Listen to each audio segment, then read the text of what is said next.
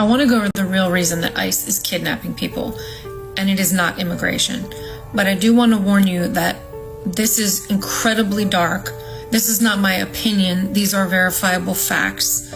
But once you see this laid out, you will not be able to unsee it. And again, it is very dark. Like, I felt so physically ill once I tied these things together that I had to sit for a while before I could even film this. What MAGA is calling border security, it isn't about safety or crime at all.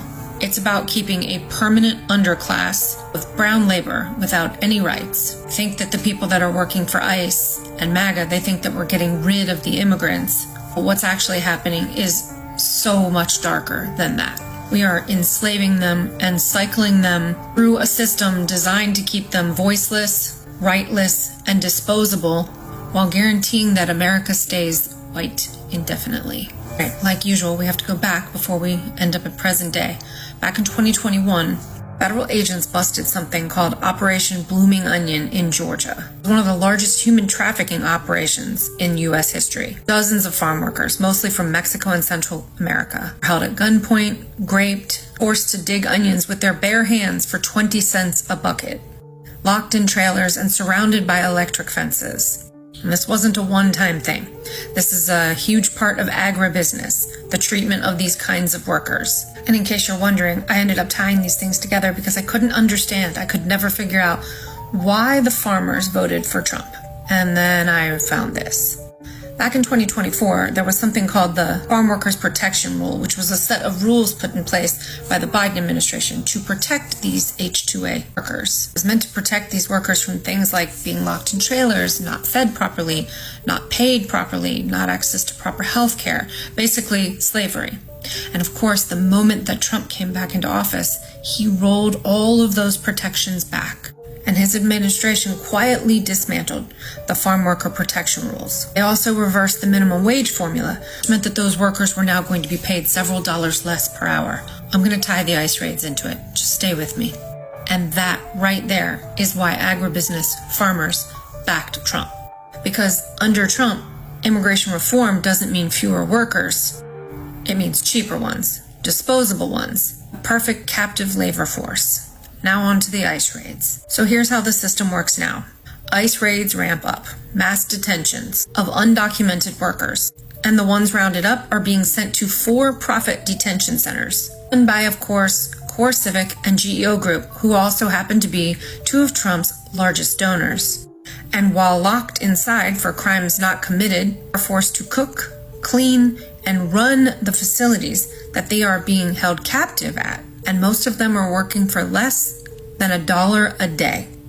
No criminal conviction, no due process, just pure profit for CoreCivic and GEO Group. Also happens to be a direct violation of the 13th Amendment, which only allows forced labor inside of prisons for people who have been convicted of crimes. Mind you that these people are being kidnapped, not given due process, and have not been convicted of anything. And they're being forced to work under the threat of indefinite detention or deportation. That is not immigration enforcement. That is human trafficking. So all these people that we see go into these detention centers and they go missing, funded by our tax dollars and laundered through the language of law and order. And eventually, after they're processed and deported, those workers are replaced by a whole new batch of H-2A workers, the program that Trump rolled back all the restrictions on, which has exploded to record high of 370,000 visas issued this year under the Trump administration. And these new workers, unlike immigrants who can leave if they feel that they're not being treated fairly, these new workers coming in on this H-2A program, they can't report abuse, their passports are seized, they live in filthy conditions and can be deported immediately if they were to speak out to anybody like the press. It's legal servitude. And thanks to Trump's rollback of wages and safety precautions, farmers are now incentivized to use more and more H-2A labor, which pretty much guarantees that these farmers will never have to hire or pay a laborer what they're worth ever again. So now when we're asking ourselves, why did these farmers back Trump? There's your answer. He didn't just promise them border security. He handed them state-sponsored slave labor with full and absolute legal cover. Guys, this is exactly what eugenics looks like in the 21st century. Not sterilization clinics or immigration quotas, it's economic control.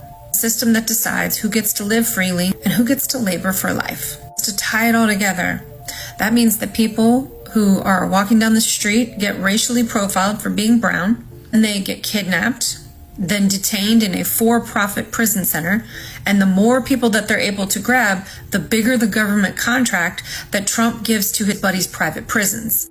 Then, after keeping them, mind you, they're getting paid about $150 per day from the federal government, our tax dollars, for each person they detain.